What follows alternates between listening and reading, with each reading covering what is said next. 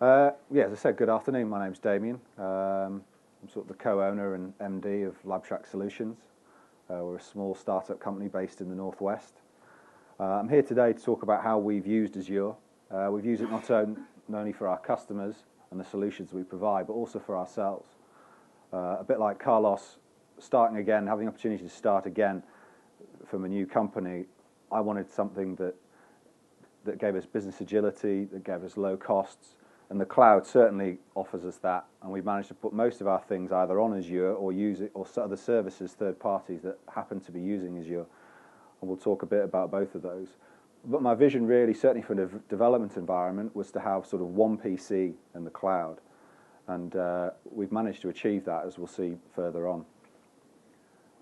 So today I'm going to talk a little bit about Labtrac Solutions, what we do, our particular market.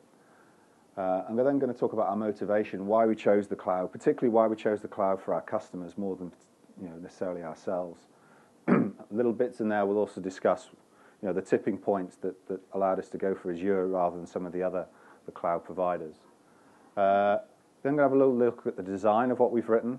I'm not necessarily going to show any code, but maybe something I'll be doing at the Manchester User Group in further talks maybe in the new year, drill down into a bit more detail. But certainly today we'll look at the sort of high-level architecture. And then finally look at our sort of build and support. What is it that our company's built on? Exactly how do we run our development environment? So first off, who are Labtrac Solutions? Well, we provide solutions for dental laboratories. Dental laboratories, a lot of people might not know what they are, who they are. Well, essentially they sit below the dentist. So if you go to the dentist and you need any restorations, crowns, dentures, maybe custom fit mouth guards, or even cosmetic work, so you want veneers to improve your smile, sort of a lot of high profile celebrities will do veneer work, and some of our customers do those specific people. And all that work is custom made, fitted to your mouth, and it's a dental laboratory will make that. So patient will see the dentist will then speak to the dental laboratory, and what generally happens is that they take an impression, it's shipped off to the dental laboratory, they work on it from somewhere between 5 and 10 working days, and then it goes back to the dentist and is fitted in the patient mouth. And it's the dental technicians that work in the dental laboratories that do a lot of the work. A lot of this is handmade. There's a bit of technology coming in to help with sort of CAD/CAM and milling, but essentially it's a manual process. And so our software is situated around the dental laboratory and the problems they have. But if you take out the dental side of it, essentially it's a make-to-order business. So they're receiving orders, they're custom orders, they don't necessarily know how many they're going to get, and they have a scheduling problems, that how much work, can we hit the dates that we've been asked? And then it's also other things such as how do we handle our distribution channel, how do we do our shipping, how do we know something's shipped, how do we keep our costs down? And so what we actually do at Labtrac is a full range of these solutions. Our sort of bread and butter is still an on-premise solution that sits in the dental laboratory, and that's a product we've acquired as part of this startup. And so we have an existing customer base, so we have this luxury that we're not going out and trying to find customers from day one. We do have these customers. What they do have is essentially an antiquated piece of software. It was written sort of 10 to 12 years ago. It was on Visual Basic 6 and an Access database. It's not very good. You might wonder why I'm being so disparaging. It's because I wrote it. It was first job out of university, and it wasn't the best piece of software, but at the time it worked really well for our customers. But obviously, as time moves on, technology moves on, there was this opportunity to sort of go back and revisit this particular market, which is what I've done with my business partner. And so we're looking now to take, as it were, dental laboratory software in the dental industry into the 21st century. Some things we'll see is they're a little reluctant to do, but we are trying to sort of push for those that really want to be able to take advantage of things. So we're offering online services. We've got some new products that are coming out that are sort of touch-enabled devices. So, and for that to work, it's going to work on a smartphone, it's going to work on handheld iPads, Microsoft Surfaces or whatever. A lot of that needs sort of connectivity. And the other area that we're looking at is where we are. We're currently in the UK.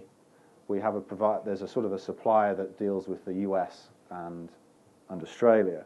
But we're also really looking to expand, and there's other growth markets.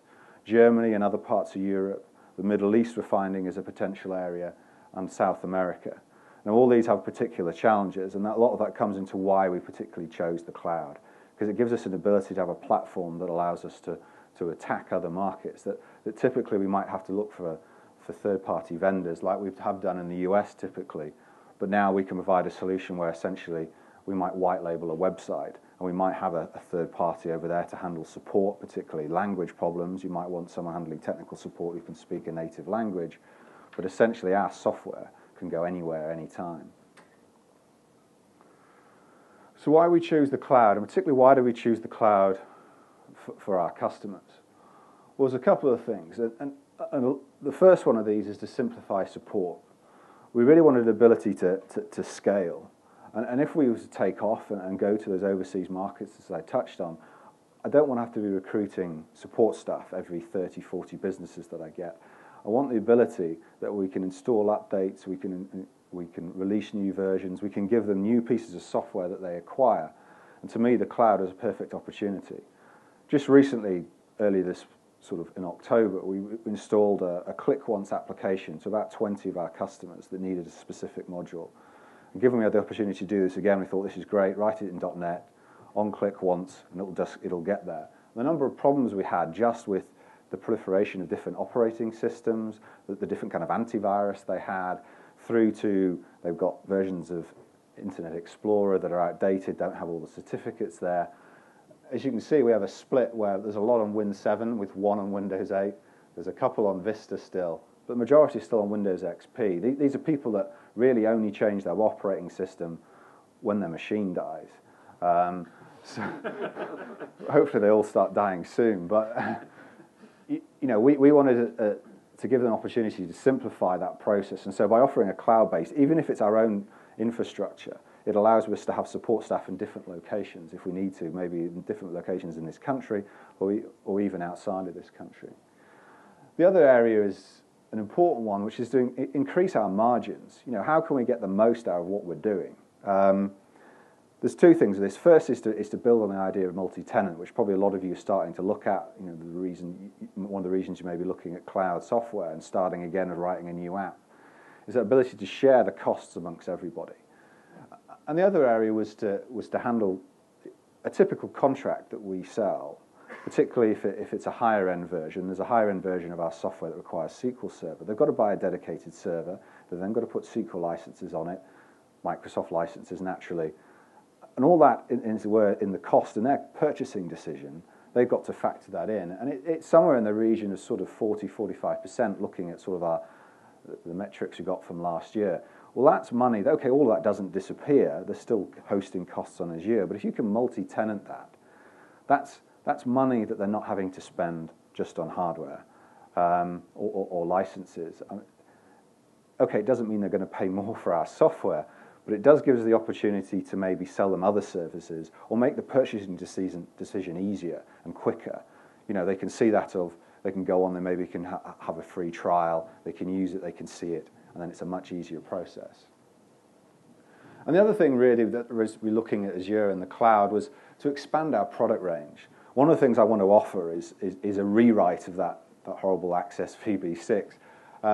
And to do that, I would like to do that web-based. I like to maybe follow a freemium model.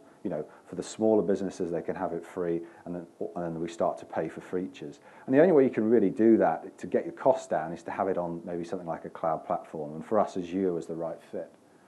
The other thing was additional services, things that we might not have been able to offer, things that are much easier to get access to once you're starting to get bits of your data into the cloud, whether that's sort of queuing of services, background tasks, such as the scheduling process. They do sort of an overnight scheduling. This is a perfect candidate for moving up to the cloud. As we'll see, archiving or backups, as well as things such as mass mail shots, or even just handling email themselves because they don't have dedicated email addresses, using one of the partners on Azure, SendGrid, which we recommend and we use. These are just some of the reasons that we decided, the cloud was the direction for us.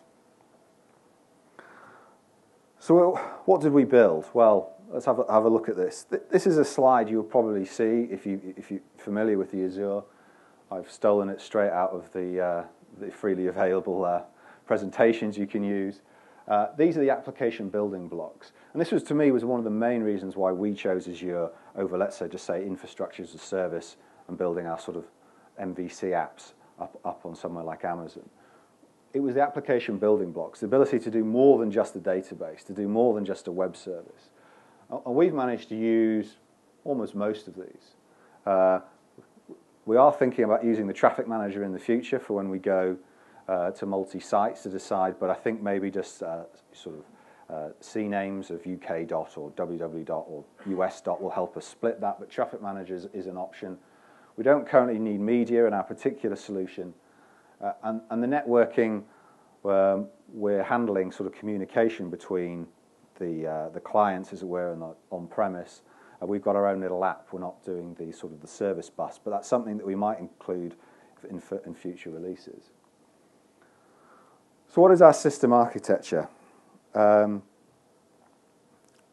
we've got is a platform that we're looking to evolve. The first thing we've done is create a dental portal. This dental portal allows the dentist to log in and see their work at the dental laboratory. So this allows them to look at invoices, orders, they can exchange information. Our release going out at the end of the month has got a load of stuff around images, very similar to the first talk we saw, except these are small images taken on cameras, so we don't have the same worries, but if we were to scale and get thousands and thousands of users, it's something very interesting to pick up on that when you start to exceed the storage limits. So what we've got is a public-facing website that we're hosting on behalf of the dental laboratories. Dentists will all log in and they will then be sort of directed to the particular laboratory that they do business with. And that's the first step. The second step is that we're starting to move other services up to Azure and start to move functionality up there. So the first thing we've got in our particular system is authentication. And for that we use a standard web role, which is hosting MVC. And we've used the ACS part. And this is great for us because it allows us not to have to worry about hosting passwords, usernames and passwords. All that's handled by Windows Live, Google, Facebook, Yahoo, and others that you can add on. We're particularly looking at some of our pieces of software to personalize it. These will be individual dentists that would be logging in. Yes, they might have a business email address, which would be the practice manager, but we wanted to get the dentists on as well. And they're usually, we're looking at the email addresses, a sample for one of our customers. There are all these private sort of email addresses you would expect. It's their own social. It goes straight to their phone. And if we want to handle messaging, we want to go straight to their phone. So we want to identify them as who they are rather than logging in as maybe their business email. And so that's why one of the reasons we use ACS. Now, it's a great piece of software, or service, I should say, that run on Azure. What it gives you, though, is it allows everybody in, assuming they can put in their right credentials. So we need a step in between before you start getting to the important bits, which is authorization. You know, we want to be able to determine, are you a paying customer or are you an authorized user? And for that, we've written our own code.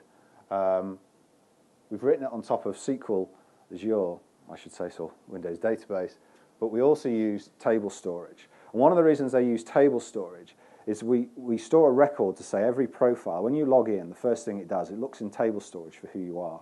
If you're not there, it says, right, go away, create your profile, and you get a series of questions and who you are, where you work, etc., and fill in some other details.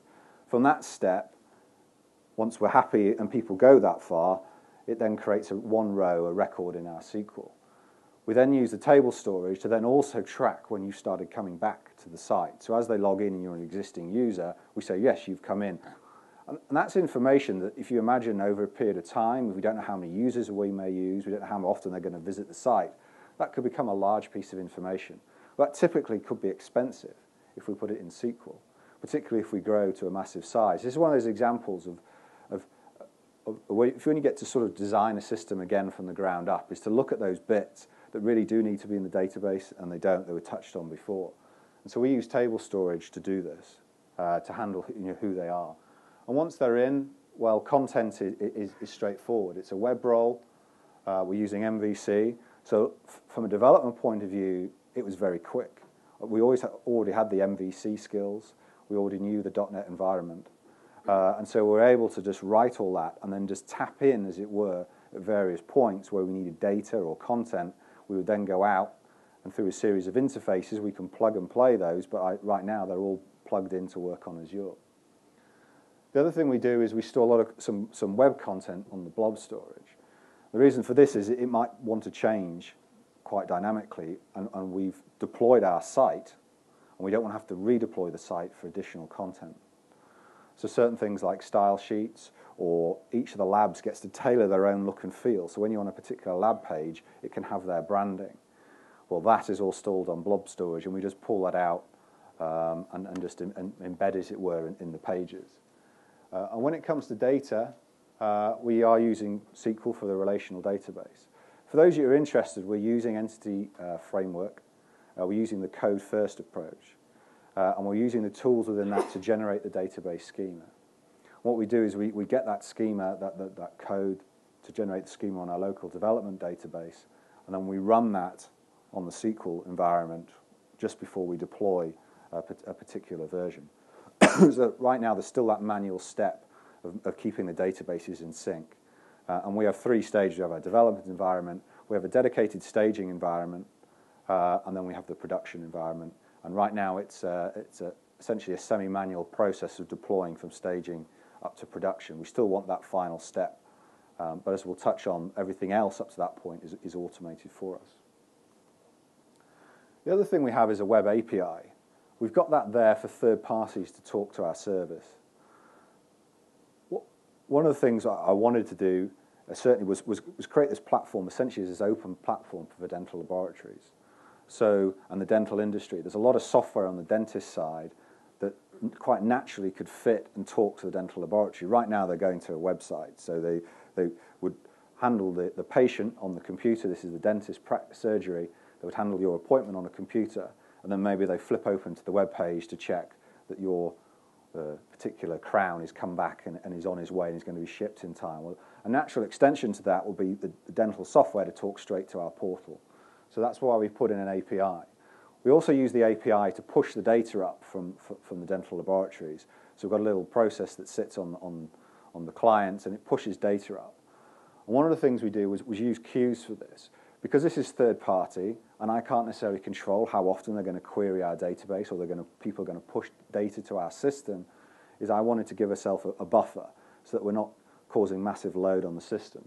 So that's why we put messages into the queue, and as we'll see in the next slide, the background processes pick those up. So here we see background processes, and we've got several background processes. This was, again, another reason to use Azure, was we needed the worker roles. And we loved the idea we could just encapsulate the work into worker roles, and then we could scale those independently to sort of the websites or the cloud services web roles, whichever you choose. So the kind of things we're doing on there is first one is email.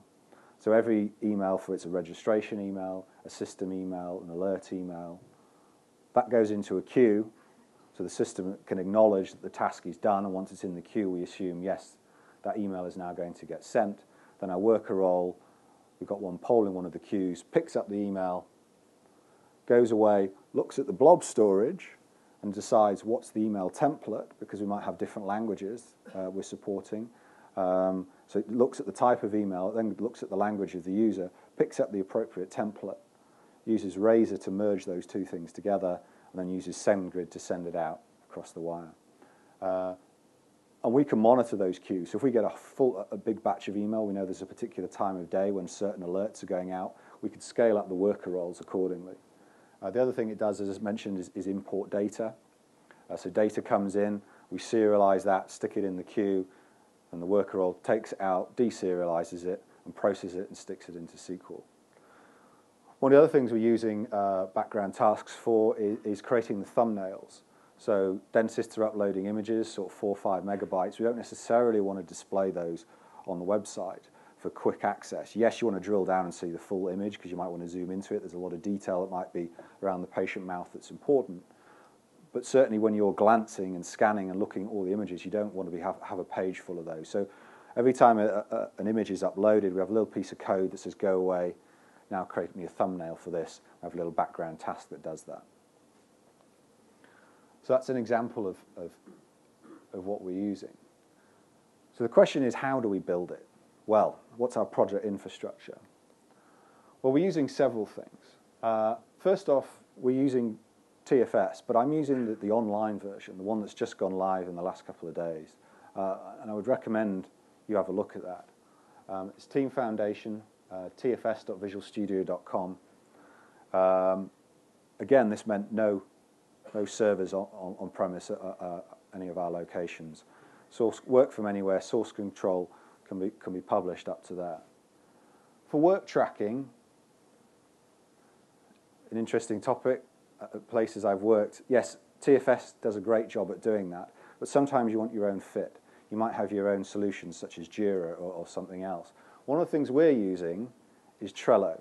And one of the reasons we're using that is a lot of our workflows for doing stuff like Kanban or areas like that where you just want a board saying what am I working on, what I'm doing next. This is a great little tool. It doesn't do much else except handle boards for you, but what it does do is give you a way for maybe your customers to connect and have a public-facing board so they can put user stories up, as it were, and then you can see what you're working on. This is a screenshot of what it looks like, and the columns you get to pick. As I said, it doesn't do much more than manage this, but what it is completely free. It allows you to decide who can come in and out, so you can send out invites to your particular customers, and it gives them a way to collaborate with you. And then if I've got a load of developers, right now I don't, but if I did, and I was handling out the work track, wanted to do individual work tracking, then I would certainly use what's already in TFS. And then we get down to how we build it. I'm using two things. I'm using the TFS build, which comes as part of this online TFS, which is great. It's a perfect example of something you'd want in the cloud. I want to build server. I want to scale it. I don't know when I'm going to do builds, but they just happen. I don't want to have pieces of servers just lying around just to do my builds.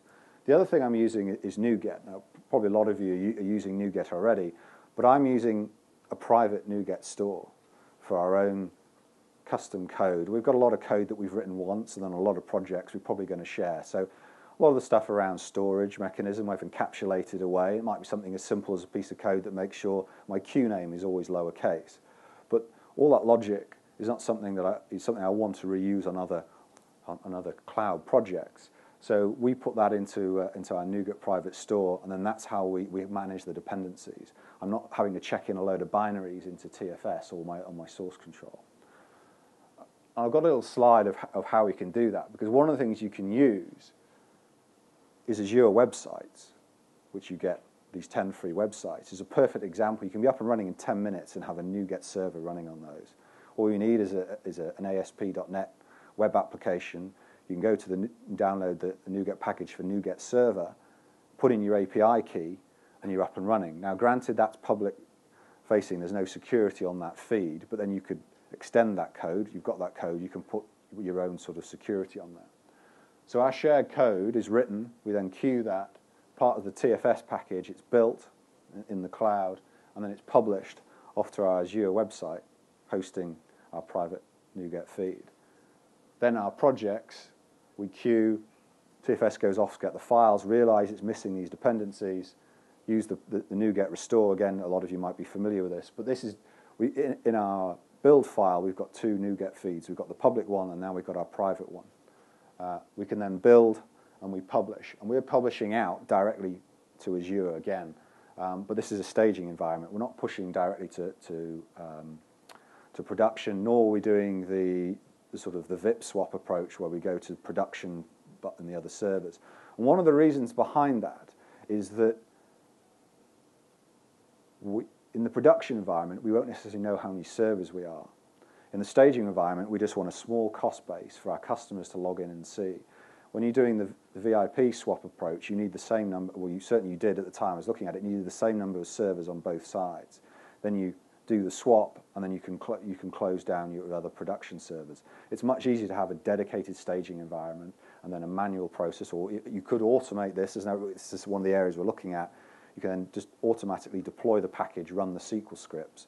that will publish a staging and build that you're happy with straight up to your production environment. So how do we monitor and support our application? Well, one of the things we use is the Diagnostics Manager, and this is a Cerebrata tool. I found out about this on last year's course, the 6 Steps. It was a great little tool. It takes all your log files that are just essentially large XML files, etc., that put into blob storage, and it presents them in a way that would be useful for, let's say, a support engineer, or even myself, or one of the directors and other directors to look at and see, how's my site doing? So at a glance, I can see, now some of this has evolved since this tool came out. You can now get a lot of this information in the new Azure portal. So you can see the sort of the load on your servers in the Azure portal. This is doing a similar job. It's tapping into the same underlying metrics. The other thing it does is it can show you all your trace logs. So I put tracing in on my site. And this is telling me really, the particular one, you might not see the exact detail, but it's telling me what's going on with my background processes. Have I switched them on? Have I switched them off? There are other free tools available. I noticed there's a Windows 8 app for those on Windows 8 called WAD Viewer. It's interesting. I looked at it last night. I didn't put up a screenshot, but essentially it gives you your sort of your trace logs, gives you a chance to look at those on your lovely shiny Windows Surface that we've all got. And then the Storage Explorer, and this one I do use a lot. This one's freely available. I think it's Windows Azure Storage Explorer. This allows me to drill in. I use it particularly to monitor the queues to see if I've got any queues that have got sort of bad messages and the message count is going too high. I also use it just for testing purposes. Right, I've published something, I've pushed some data, has it gone to a queue? Has it gone to my table storage? Has it gone? This allows you to drill down into all of your storage subscription, all the different areas, and I would certainly recommend this. I've got some link slides at the end that show you all of these. Another important one is database backup. One of the tools we use is within the online portal for SQL, you can ask to do a backup. And that will create a backup file, a backpack file, and we'll stick it in your blob storage.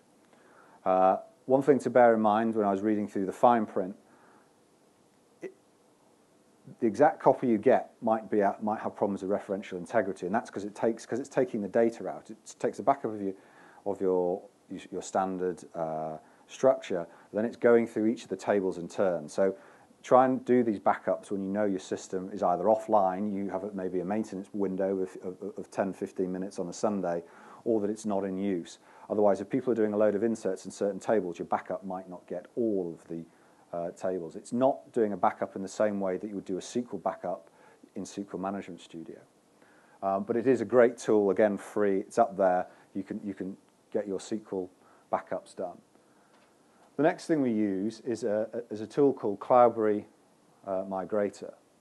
It's free to trial. There is a cost to it.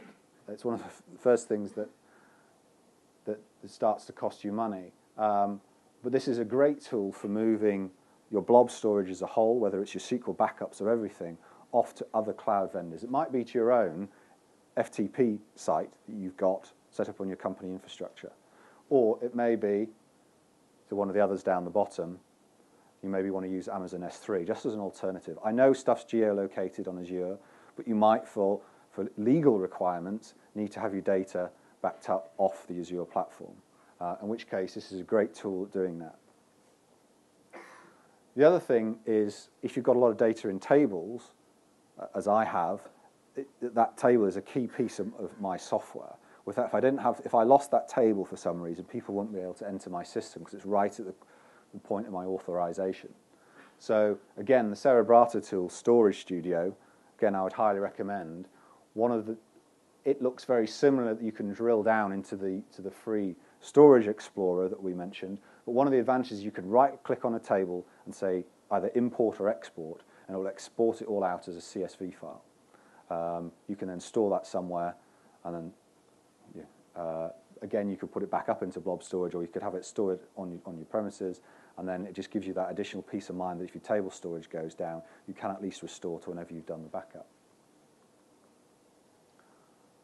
So the question is, how close did I get to my one PC in the cloud? And the answer is, well, completely.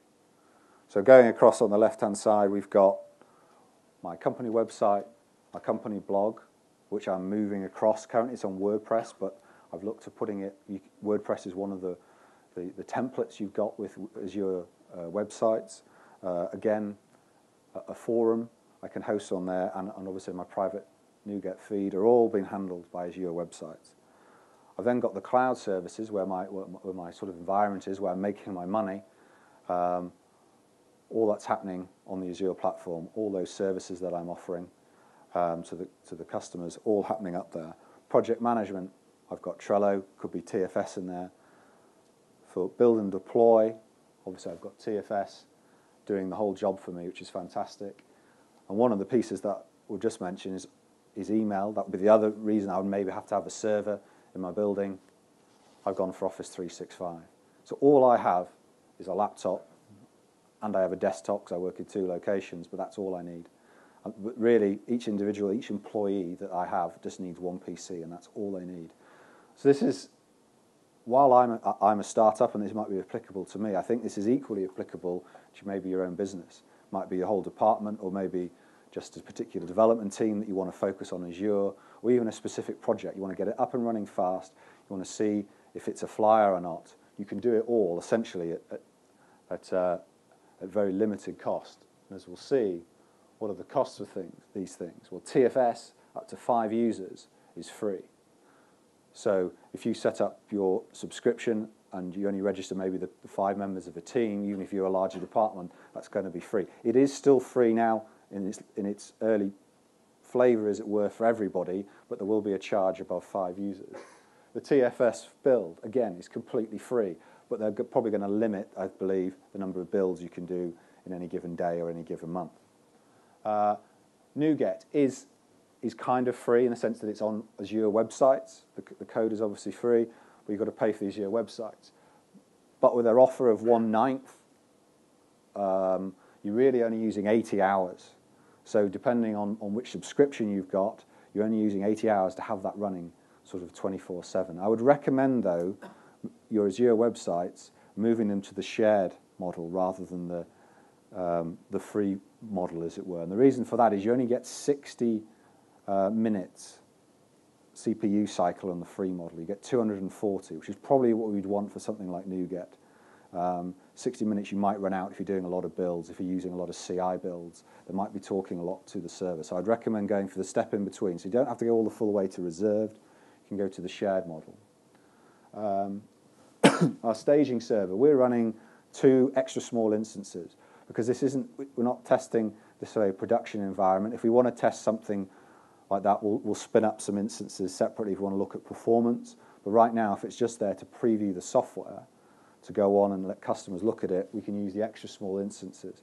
Again, that will come up to, because they're extra small, they're 1/6. That's about 250 hours at this point that you would have used up by just having those running 24/7. Office 365 is about £4-5 plus VAT per user. It's a no-brainer compared to buying a piece of server and buying the license for Exchange. The Cloudberry stuff, I spoke to them, and right now they think it's going to be around £6 a month will get you what you possibly need to run sort of one site. The diagnostics tool, the Cerebrata stuff, is £130, and if you, out of the 2, if you're going to buy them, I didn't realise they were here, so I'm not saying you should don't buy the Storage Studio. I would, but certainly I would definitely recommend the Diagnostics Manager, which works out about £130. I got to be honest, I did get mine last year, and it was free, and thanks very much to the guys. It's a great piece of tool, invaluable. So depending on your Visual Studio licenses and how you're licensed, yes, there's the 90-day free trial, but if you've got Visual Studio Professional and you sign up, you get the 375 hours. Premium doubles that, and Ultimate goes one step further. Now, you can't pool resources, so if you've got 5 developers and they've all got the paid for a license, they've all got 375 hours each, you can't bundle that all up and run 20 servers for it. What you can do, though, is segregate it. So maybe one developer's usage is going on your staging environment, another is going on your Azure website, another might be you use testing environments for production. So you can use it in that way, and I would certainly recommend that you take advantage of what's there, because there's some great stuff on offer. And the obligatory next steps. Yeah, I would highly recommend this. Last year I did this the 6 weeks to Azure. I found it particularly useful, particularly the surgeries. It gave me an opportunity to ask questions that you maybe not have thought about at the time, and only when you started to delve into the particular pieces. So one of the questions that I got answered in surgery, which has been invaluable, was my worker roles are polling my queue. Obviously, there's a cost involved to that because there's this transaction. What's the best way around that? And the advice was to write a sort of a piece of software that says, right, you've polled the queue. Is there anything there? If there is, yes, process it, go back. If there's not, back off and try again. If there's not, back off again and back off. So I've got a little piece of code that does that, that backs off, and I can set the maximum limits in my config file. So if I know I'm not particularly busy, it might back off for 3 hours. So overnight, it only checks the queue once every 3 hours. I'm only getting one transaction. Compare that to if it was doing it every 5 seconds, the number of transactions I'm saving every evening outside of peak hours, I'm scaling back the number of times. And these are the kind of things that you pick up on this kind of program, and I would certainly recommend it. So yeah, thank you very much.